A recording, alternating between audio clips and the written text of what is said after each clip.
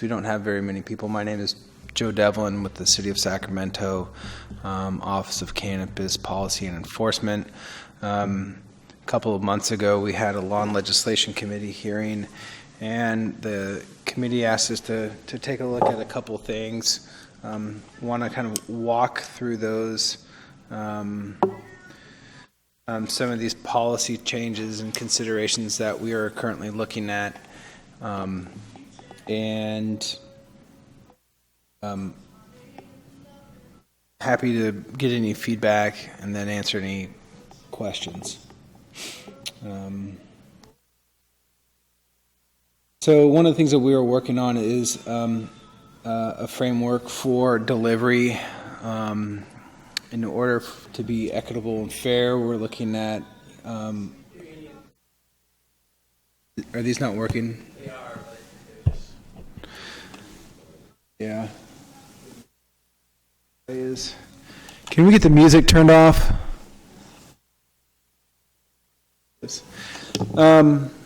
So one of the things that we're looking at is delivery, and under consideration is allowing the existing dispensaries to be able to deliver. They would need to come in and apply for a modification for their existing conditional use permit and a modification to their business operations permit.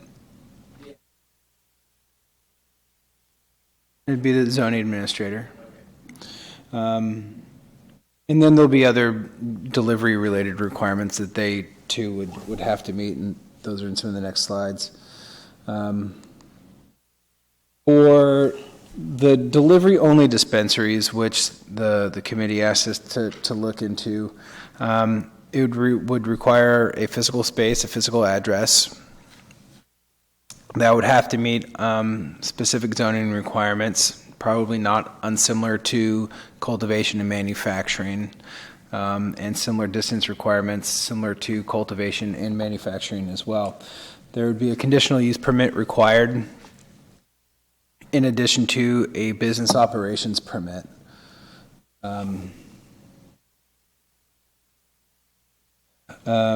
We're also considering allowing co-location. Yeah, can I just walk through all this and we can do all the questions at the end?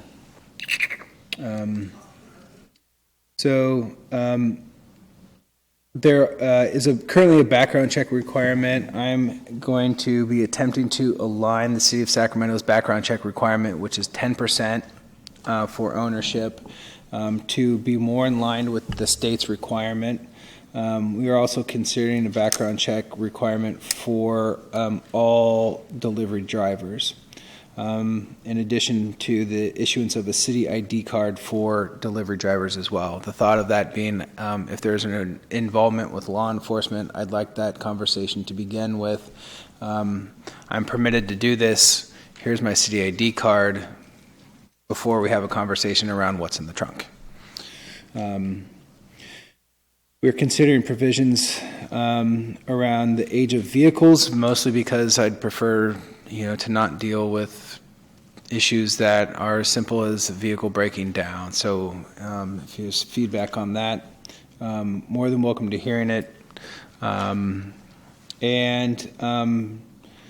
This is also not in state regs, but it was something that was brought up at our last stakeholder meeting when someone asked if delivery drivers could be armed. If delivery is an activity that is so dangerous that it requires being armed, I don't think we should be in that business. And so, if need be, we're going to be very clear about drivers being armed. There are inventory requirements that are laid out in the proposed state regs that everyone will have to comply with. They are not explicit that they be met digitally. However, for the ease of enforcement, I think that is not an unreasonable ask that there be a technology back end to this that makes the verification of patient, tracking of the driver, tracking of inventory, very possible. Otherwise, it must be done by an employee of a dispensary, 21 years of age, GPS-capable vehicle, and $3,000 worth of goods per delivery. Those are all kind of the existing current state regs. No advertising on the vehicle. And obviously have to comply with the track and trace program.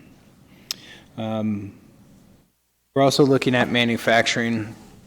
We currently have one manufacturing permit, and it, I think, was really geared towards more large extractors, with the goal of, I think, creating more entry points into the market and recognizing that there are manufacturers at a host of different levels. We are considering creating a small manufacturing permit that could include all of manufacturing activities, including extraction, labeling, packaging,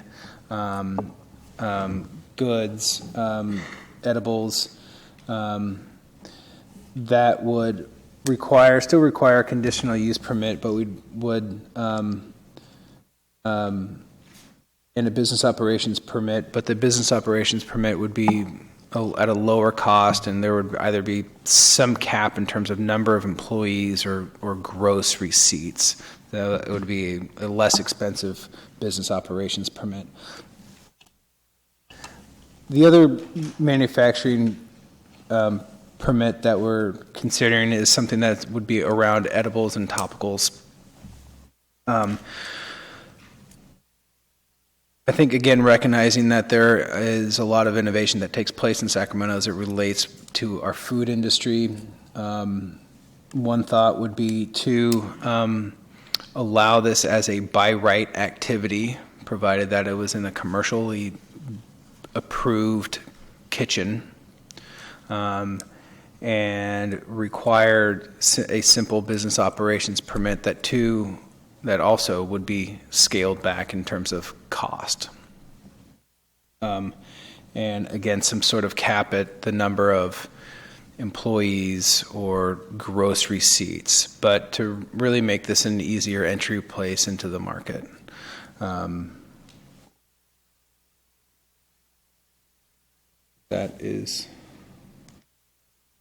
So that is, in a nutshell, what we are currently considering. Happy to talk in depth about any part of that and answer any questions that any of you may have. Sir, are we recording this too? Yes. Oh, God. All right, so on the proposals for the manufacturing and also the distribution, you're doing the same zoning requirements, which have got the same restrictions. And one of the problems is there are absolutely no buildings or facilities to move in and create this sort of business. And there's two reasons. One, the prices have gone up 3 to 4 times of what they were selling before the city decided to move forward with these type of businesses. And secondly, then rental buildings that people are not willing to rent to marijuana-related businesses because they have to sign that piece of paper under both the state and also the city requirements, so they understand a marijuana business is going on there, and they're worried that if the DEA comes in and raids these facilities, that they're going to wind up confiscating the building. Now, we went around and attempted to look at buildings for sale. The truth is that there's 10 or 15 people in line trying to buy a building. This stuff has been inflated, and the landlords will just not rent the buildings. Now I asked out front how many people applied for a grower's license, and there's only been 68 groups. And there has to be a lot more smaller growers out there than 68 people that have come forward. And I think part of the problem is some of the limitations regarding the zones that people were able to get buildings, which were restricted by the church distance, the school, the distance, et cetera, has actually reduced a significant number of buildings that people were able to either acquire or lease to start up a business and be able to move forward. So I just wondering what your comment is regarding that. Two things is that if there's a lack of buildings right now related to people to be able to do the grow facilities, isn't there going to be the same sort of lack of business when it comes to these potential dispensary services to deliver product and also the manufacturing facilities. So, there's not a whole lot within, our control as it relates to that. I think that there absolutely has been no doubt an increase in commercial warehouse land prices. We've received 70 conditional use permit applications. 2 are manufacturing. 68 cultivation, 2 manufacturing.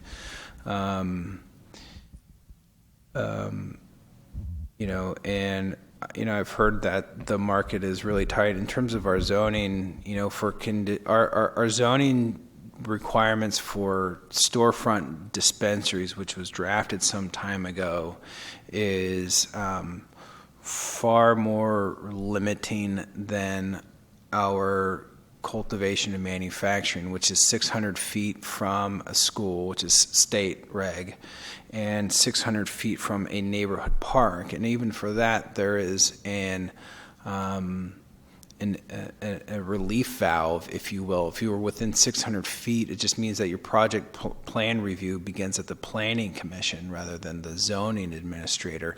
We've opened it up to zone C2, C4, M1, and MRD. So we've gone pretty much as far as we can go in terms of opening up potential sites to cannabis.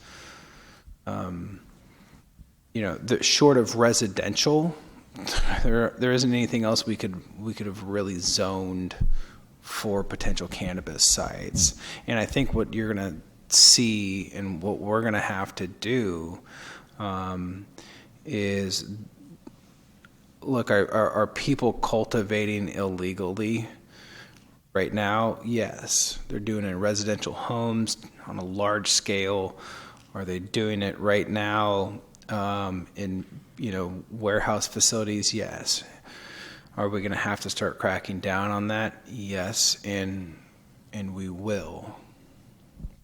But I think when you refer to cracking down, that you're talking about a punitive law enforcement measure, and the truth is punitive law enforcement measures did not work. The city of Sacramento, regarding the marijuana which has been confiscated, over the last 5 years has increased from 4,000 pounds to 18,000 pounds, I believe, in 2015. It hasn't stopped. So I think one of the things the city has got to find a way to address is how do you wind up creating a scheme and a licensing program to allow the small grower who's not going to stop growing, to get them to come forward, to come out of the shadows, to get licensed, be able to have a right, but where are you doing methodology. Right, but where are you doing it? If you're doing it in a commercial space, okay, come forward. If you're doing it in your home, sorry. But if you can't find a building, If you're doing it in your home, sorry. I'm going to be really clear. Council said illegal residential cultivation is a problem, and we're going to do something about it. We're going to be coming back with regulations that are going to tighten up our residential cultivation ordinance to even tighter. Right now, it's 400 square feet. Give me a couple months, and it's going to say 6 plants. It's a huge problem. There are over 1,000 illegal grows in residential neighborhoods, right? So it needs to move forward into commercial space. but isn't that actually the part of the problem, is that you've developed a schema that people that started the industry and have been doing illegal grows, that you are going to keep them wind up being illegal growers because they cannot find the space and they can't afford the licensing scheme or be able to pay $6 million for a building.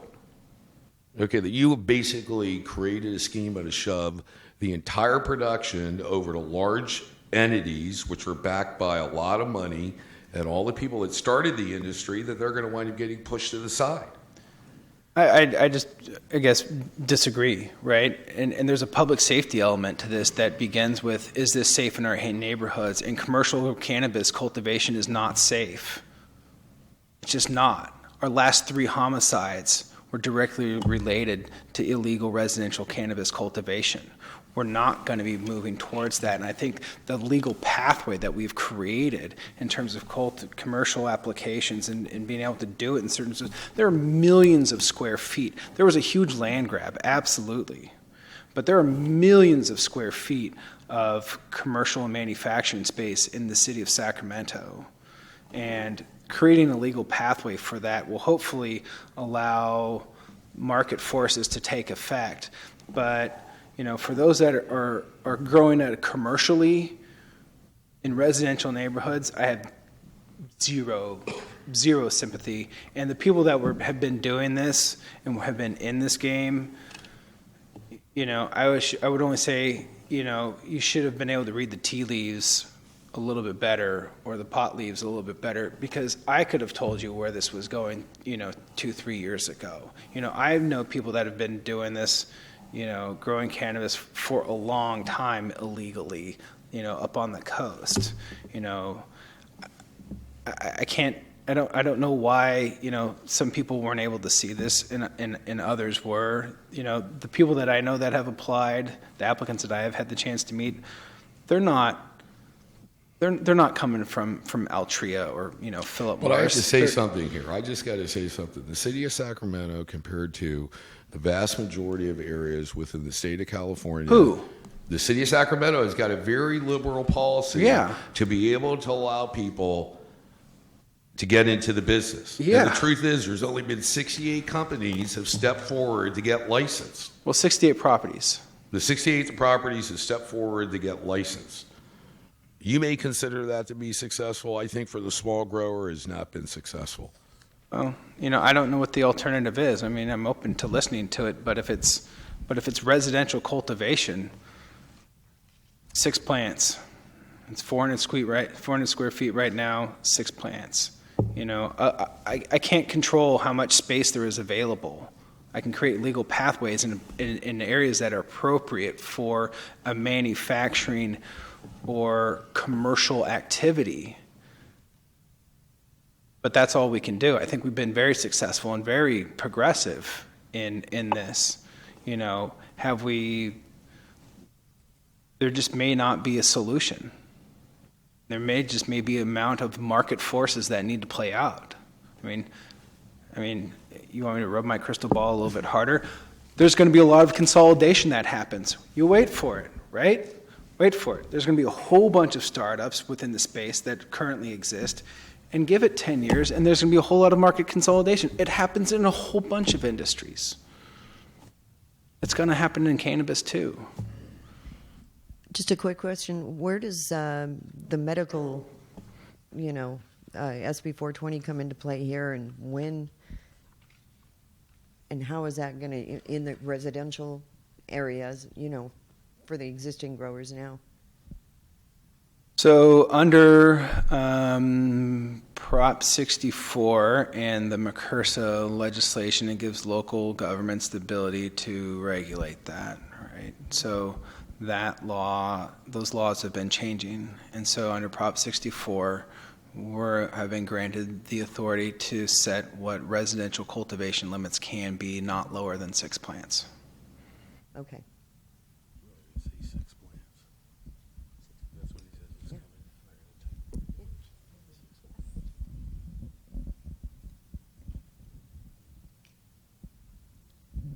Anyone want to talk about last Warriors game? Horrible.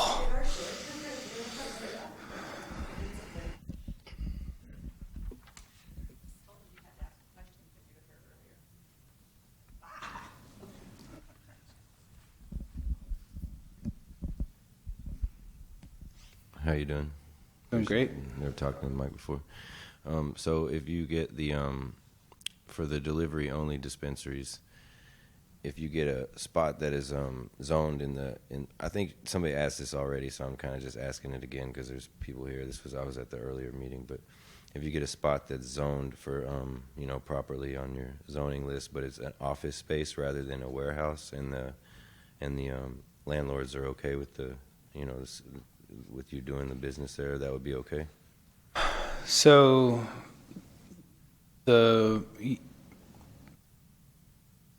it's not a definitive yes or no. Obviously, it requires a zone diminished hearing, and that is why I think the council opted for a conditional use permit process. So it's to evaluate the appropriateness of any specific location, but an office building.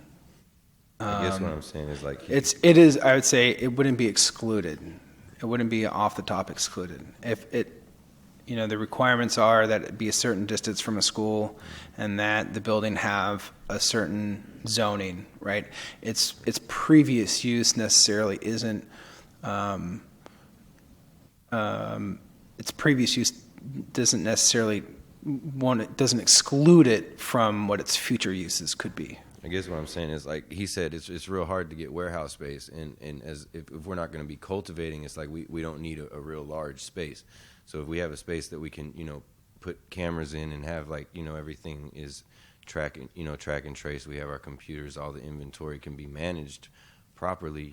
I would say it would be easier for us to enter the industry in a space that wasn't like something that would be considered what like the cultivation people are, all in the race for. So, like I guess when I say office space, it's like, you picture some of these smaller spaces that aren't really like suitable for cultivating in, but they could be used for, like a delivery only dispensary site. That's what I was kind of asking. Like, Yeah, office space certainly would not be excluded. Again, it's zoning, which is probably C2, right? And provided that it has the distance requirements, I think, that parcel would absolutely kind of fit that criteria.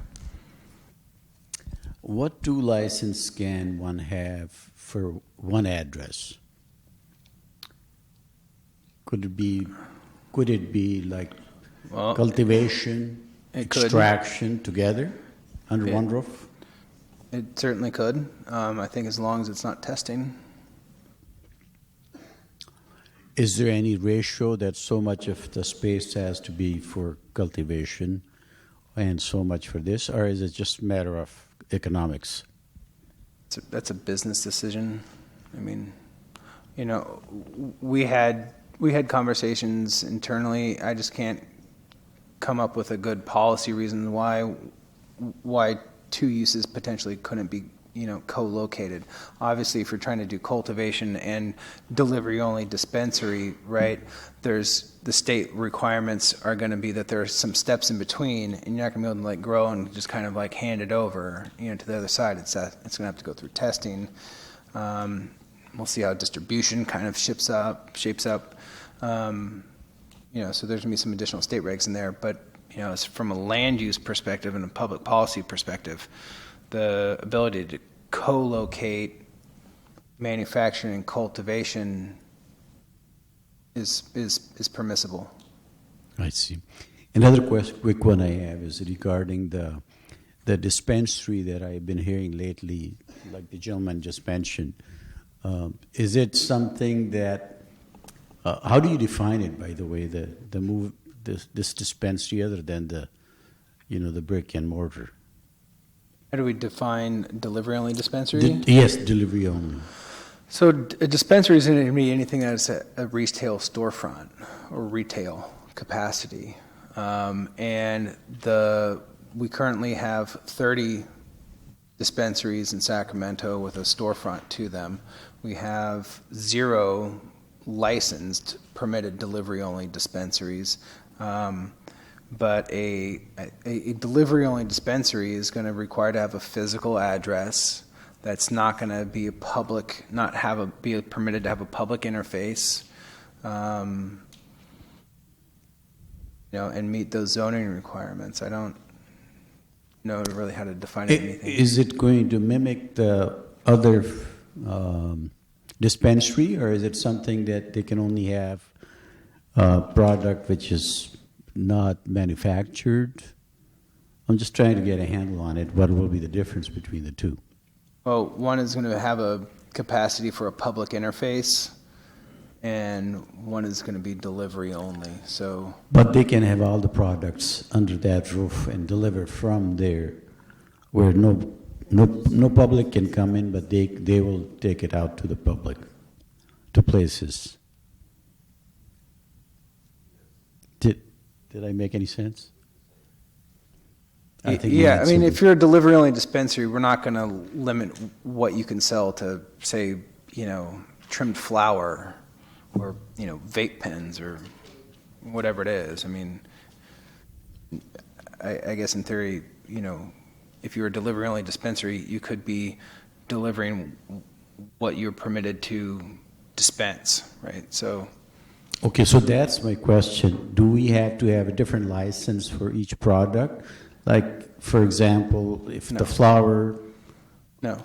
I see. So it'll be just one dispensary license, and under that, person can have all the products like other dispensary does. However, Correct. no public is permitted to come in. Correct.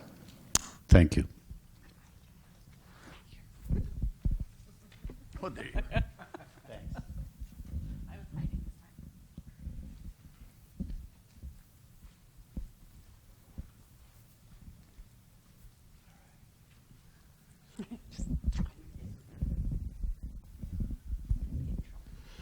All right, so the state under a Type 11 has got a distribution license. So how does the licensing happen if you have, let's say someone gets licensed in another county, another city, they have a particular grow operation there, but they want to distribute product to licensed dispensaries that are in the city of Sacramento. Does that party have to obtain a distribution license from the city of Sacramento, even though the product is not grown and not necessarily stored in Sacramento, but is going to be transported and distributed to licensed dispensaries? Yeah, I'd have to check state law on that. I don't think so. I mean, I think that there's going to be too many distribution. We will see how distribution shapes up, right? But if folks are allowed to kind of distribute their own products, we're not going to have 5 distributors in the state. We're going to have 500 distributors in the state, or 5,000, right? So I just, no. I mean, But wouldn't a licensing scheme be to turn around and say, if you want to do the revenue, okay, there's clearly 2 aspects of this. One is going to be safety, and another is going to be revenue generation. So on the revenue generation, by requiring anybody who distributes product within the city of Sacramento theoretically should be licensed by the city of Sacramento. If the second component is a revenue, the generation, and secondly on the safety component, to make sure these people are the type of people the city of Sacramento wants to be distributing product within the city limits. so I don't think the city is in this to make money. I think we are in this to, I think we have kind of 3 aligned and similar goals: protect our neighborhoods, improve public safety, protect public health. I don't think, I need to go back and, that's a conversation I probably need to have with like our attorneys and maybe the city council. Maybe they do want to adopt some distribution requirement, but in terms of like what's being sold, everything is going to have to go through a state approved testing lab at some point, and we're going to have a relationship, as we do with all of our dispensary owners, of where, if the state isn't holding up their end of the bargain in terms of product inspection, because that's really what we're talking about, we're going to step up and fill that gap. Well, the safety component is, I'm sure that if anyone steps forward to be either distributing product as a non-storefront dispensary or a dispensary or growing the marijuana or doing the manufacturing, the city has got the right to do a background check upon all those employees. So like allowing outside groups to come in and actually distribute product within the city of Sacramento and not being licensed, aren't you losing some of that control in the background check regarding the people that are going to be bringing product into the city itself? I think that there is a whole bunch of things that we're not going to have total control over. And if this person has a license from the state to distribute, again, I need to, this is really a question for the council. Maybe they do want to require that everyone doing any sort of distribution has, I don't know. I mean, is it also fair? So, so maybe somebody makes it big in Sacramento and they make the world's greatest edible, right? And they want to distribute it to every city, and every city wants it, right? And there's 200 cities that have it permitted. So this one person who's this business owner in Sacramento now has to get a distribution license from all 200 different cities. Like, that seems like an unfair regulatory scheme to me. And so, I don't know. I mean, I think that's ultimately a council decision. I don't think we haven't had that. But, if I was that business owner, I wouldn't want to get 200 distribution license to sell my lollipop. I think that requirement ultimately consolidates distribution. Even if I'm allowed to do it, I'm not going to be able to do it, right? So, again, we'll kind of see how the distribution kind of industry kind of shakes out and what the state ultimately settles on, if they kind of go with like the ABC structure or allow folks to kind of distribute their own. Okay, and then I have also one additional question regarding creating clones or a nursery type of business where you're not actually selling any flower, you're not selling any product which has got a high THC content or the CBD content. Has the city thought about possibly the scheme related to a nursery type of license to produce these clones, which is a market in itself? And so I just want your thoughts on that, because it seems like everything is about the selling the end product, but then how do you wind up controlling the growing and also the distribution of these smaller, younger plants? I don't think we've had too many discussions around nursery-specific activities. I mean, that activity right now would be permitted under the cultivation license. I mean, I think if this is, the beginning of a very long conversation, and, I think that the city is going to have to remain amenable and adaptable as more information comes forward and the industry evolves. I think the framework that we put forward right now hopefully is a solid foundation, but, perfect example, manufacturing. We just did manufacturing back at the council, like it hasn't even gone into effect yet, going, all right, we need to change it. But I mean, if we need to have a conversation around nurseries, happy to have it. But currently, it'd be cultivation.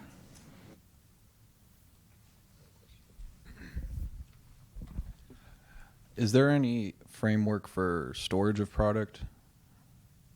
Like after, say, you're done with your you have your harvest, are you required to keep it on the premises that you cultivated it on, or is there going to be, can you have a different storage facility in the time between testing and distribution? We have not wrestled Just not there. with that. I'd have a hard time. I would put it this way. I think anywhere that is going to house, commercial cannabis, right, especially stuff that is coming from a cultivation site, is housed in a facility that has a conditional use permit to have cannabis on it.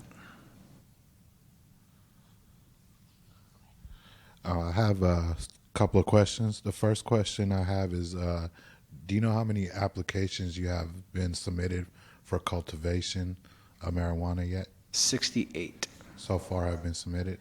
And the second question I have is, after you send out for your CUP, conditional use permit, how long does the city give us to get the BOP, business operating permit?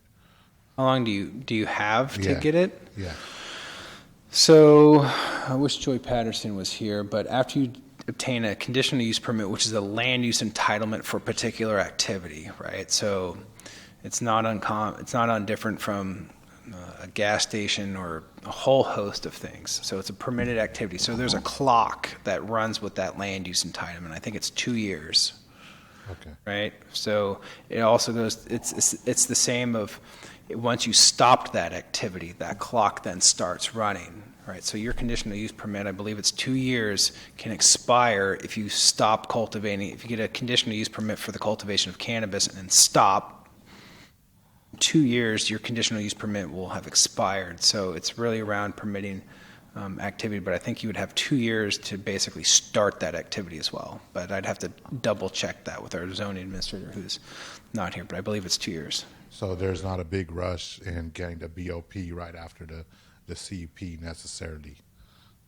No, I mean, That was the question. Thank you.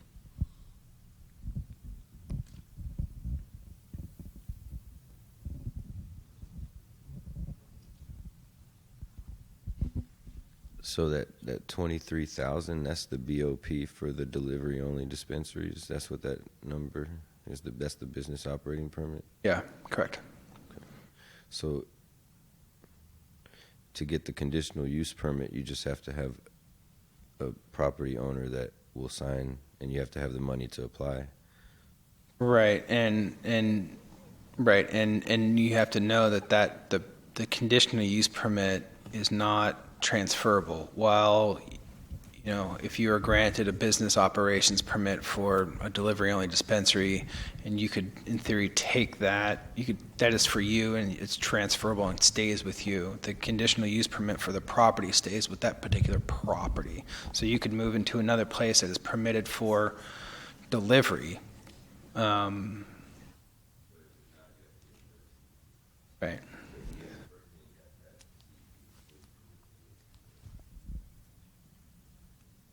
Yes, I mean, so you can apply at the same time for both, but right until you have a place to go.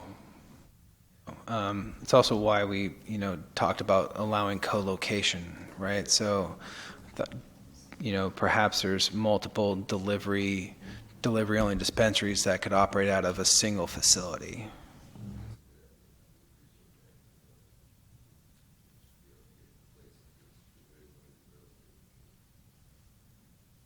I've been told that many, many times.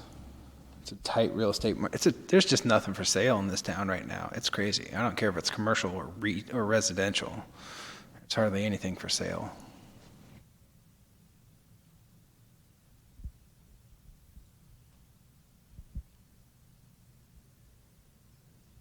Any more? Come on. I know the game's on. Charge now. You've exceeded your limit. All right, so earlier you mentioned that, you know, there's currently in these residential properties 400 square foot grow. Seems the intention is to take it down to 6 plants, which is a compliance, you know, the state minimum requirement, and that, you know, the punitive measures for anyone not complying with the law are going to get heavier. Do you have any idea or thoughts about what these additional severity of the enforcement action could be for someone who may violate these statutes? Well, my hope is to that we can abate the nuisance. So we're working on a couple of things to get legal clarity around that. But, you know, the prosecuting of, you know, cannabis cultivation in residential neighborhoods is difficult at best. And so we are pursuing avenues that would allow us to abate the nuisance. If there's 1,000 plants in a house, we potentially take 994 of them and be on our way. Allowed to have 6 in a single non-common area room or a garage. I think that's where we're going to end up. It's just a huge problem. There's over 1,000 of them in Sacramento. This isn't mom and pop organized, like in the truest sense of organized. And it's not even staying in Sacramento. Leaving the state, it's probably a lot of it's leaving the country. Well, you may say it's the organized, and I can understand your thought process on that. But I can say this with complete certainty that there's a lot of small people that are entrepreneurs that want to be law-abiding.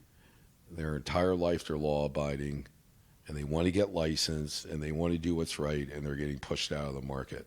And I don't call that an organization or a criminal conspiracy.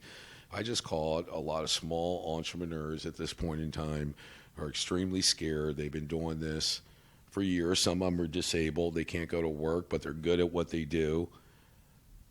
So what do you wind up saying to those people that are not part of this organized type of conspiracy, that are abusing the system and putting in 2,000 plant grows and filling up a whole house, but are just doing what they've done for the last 10 years?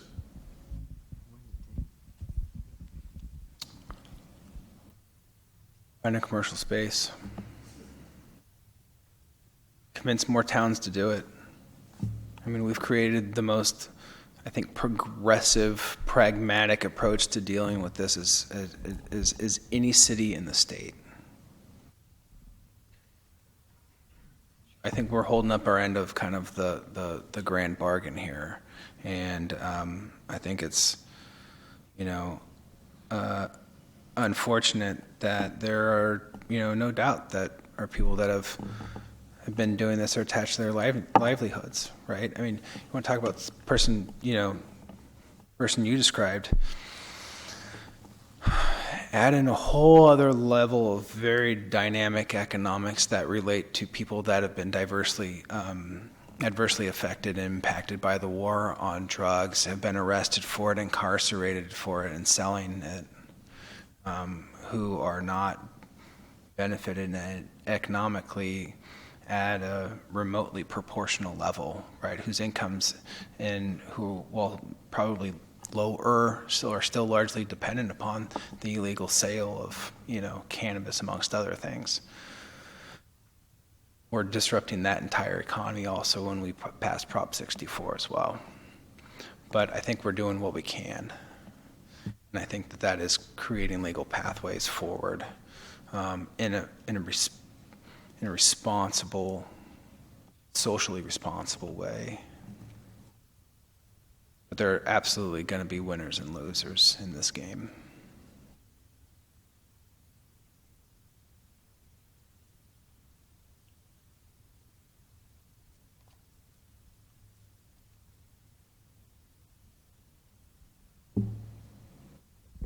All right, the game is on. You guys are killing me. Any other questions, really? Guy in the back with the badge. No, no, guy in the front with the badge, no. Cool. Got business cards if you guys want one. Otherwise, email's up here. This is Zara and Christine. We're here to help answer your questions.